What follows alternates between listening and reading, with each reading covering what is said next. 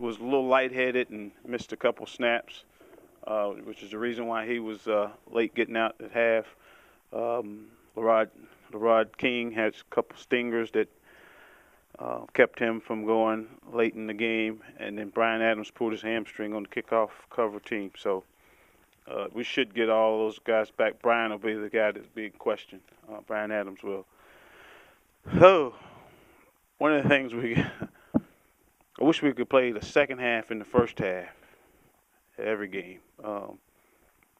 But I'll tell you one thing that I'm really disappointed in before we go anywhere else with this thing is I'm really disappointed in the personal fouls. We will not be that team. We will not be that team that has personal fouls. We will not be that team that's throwing punches, and I'm disappointed in that.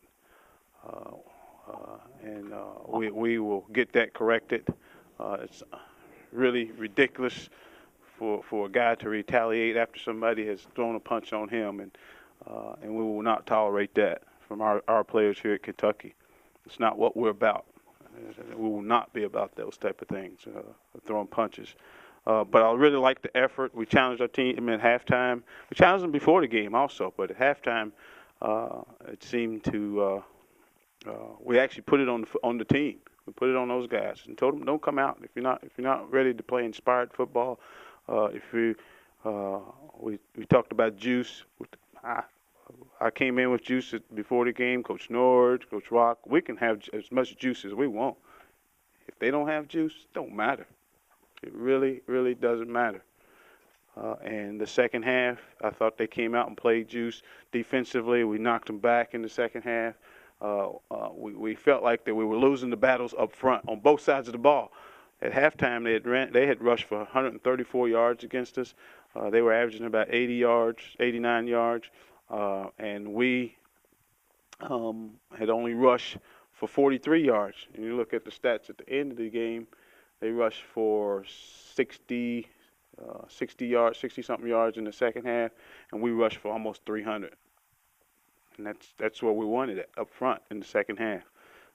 And I think 18 was a big part of that.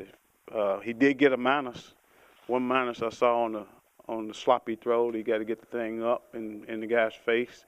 But he didn't have many minuses today. He made play after play after play, and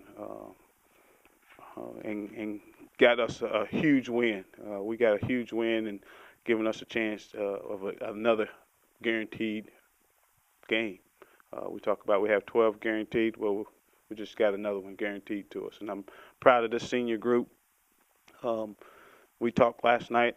I mean, they didn't want to let this thing go. They want to be a part of this thing as long as they possibly can. Only way they can be any longer is get themselves into an extra game, and they went out and did that. This game was 13-10 at halftime, just like last year. And last year, I know you made a big point to put the ball in Derek and Randall's hands in the second half. Is it the same type conversation? Yes. I mean, we had to win the battles up front, and when you going to win the battles up front, the physical battle is determined on who rushes the ball the best. And rushing the ball came down to us getting the ball into Locke's hand and getting the ball into to Randall's hand.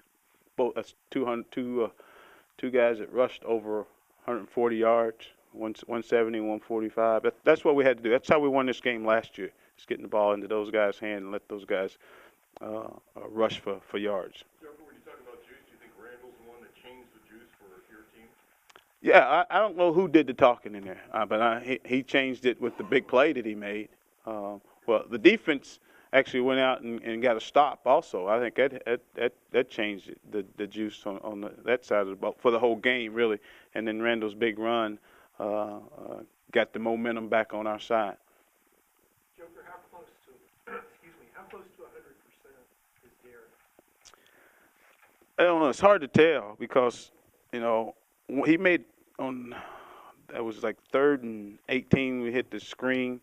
When he came on our side, I just made a mention to our offensive guys that he didn't look the same. He didn't look like the same Derek. And even on the long run, I mean, Derek Locke, he steps away from those guys. And he didn't step away from him like he had been early in the season. They didn't tackle him, but he steps away from those guys and they don't get a chance to get a hand on him. But so he didn't look the same, um, but he looked good enough to win today. You know, he rushed for 100. Say it again. What's the rule on that one, Joe? You know, we if it's for fighting, he's out, and if it's for punching, I think he'll be able to play next week. We got to get a ruling from the conference office and go from there. But it's unacceptable, and it falls on me. I just grabbed him and told him he's building a resume. I mean, he is. He's building a resume with his play, and his resume up until this point been pretty good. Okay, and now he has that on his resume, and it's not good. But he will get it corrected. Hopefully somebody punches him next time, somebody soon, so we can see the correction. Joker, didn't he have a couple of times during the game when he kind of was going at it with their guys when this was building up? Yeah, it was, and you know, and he mentioned that.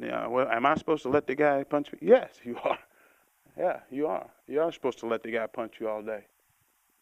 And then from whistle to whistle, you punch him with your pads, not with your fists. So yes, I mean it was building up all day, and he cannot get frustrated with that. He's got to continue to play. He's one of our better players, one of our better tacklers. We cannot afford to have Nullums on the sideline with us. Jeff, what does it mean in your first year to get this team bowl eligible? Well, it doesn't have anything to do with me. It means the world to me to have these, especially the fifth-year seniors that came here on our. Myself and Rich went into their homes and sold them our vision, our dreams, and it was only our vision and our dreams. They had they had nothing to do with it. They hoped that we would get into bowl games and those things, but for us to be able to sell them our vision and our dreams, and they believe in our vision and our dream, to come here and now going out with 5 straight bowl games, that means the world to me. Joker, was that something you'd already hoped to pre-plan, putting Mike in and taking up? I didn't get that information. That just kind of come to you. No, I didn't. It just kind of came to me. I mean, we thought Mike deserved that. We really did. I mean, the guy's is a stand-up guy. He is. He has handled everything that's happened to him like a man. We have had 16 seniors today, and Mike's one of those guys that are. We talk about being ready to go out into the real world. Those guys are more than ready to handle all the things that have come up in this world because of the things that they've been through here for the last 5 years, and especially Mike Hartline. Can you ever overstate Randall Cobb's brilliance on the football field and stuff that he does? Now, I mean, you tried to describe what it was. I remember seeing your article. You wasn't even close. I know. I don't know. I mean, he made a play, and we had a guy come by on that long run. Somebody came by and says, "You can't coach that," and you can't coach what he has. We just hope to see it again here soon. Joker, can you try again to describe what that it is? Let's see what No, I have no idea. I'm serious. I mean, you don't have it, and I don't have it. Okay. Plain and simple. when you see it. Yeah, when you see it, you know it. I'm just not sure what it is, but you don't have it. I don't have it. It's not a person in this room except for my boss over there. He has it. Could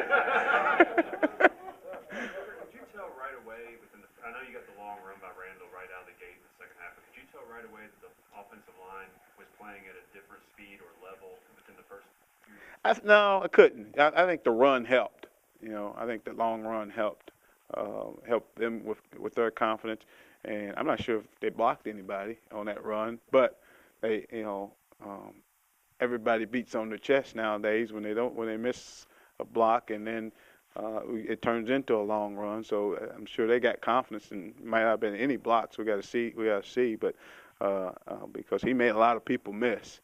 Okay, but I think it helped our confidence in understanding that we can beat this team. If we just take care of business.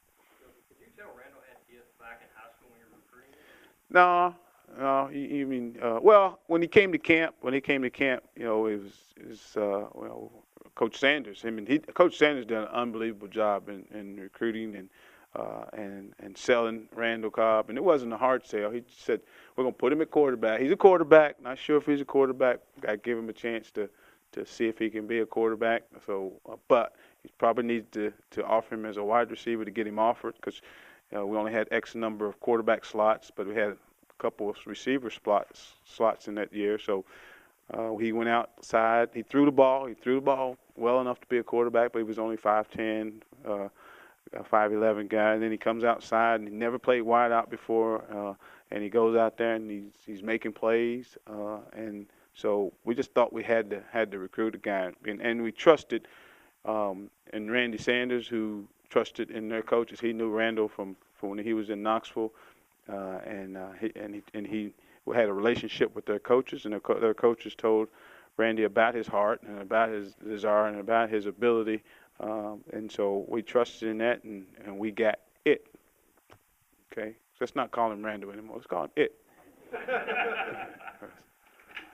And there hasn't been a day that he hasn't been the best. I mean, in my opinion, and we are biased that he has not been the best, one of the best players on the field here. Any game we've been in, and we just hope to see it again.